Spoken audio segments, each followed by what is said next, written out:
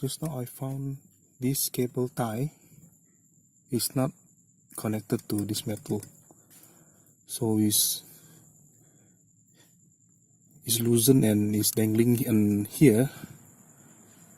So I put it back here, and also on the right side, this cable tie also the other way around, and it's not connected.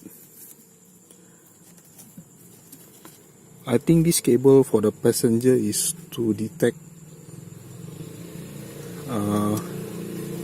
for the seat belt, and not sure why I found that it's not connected properly here.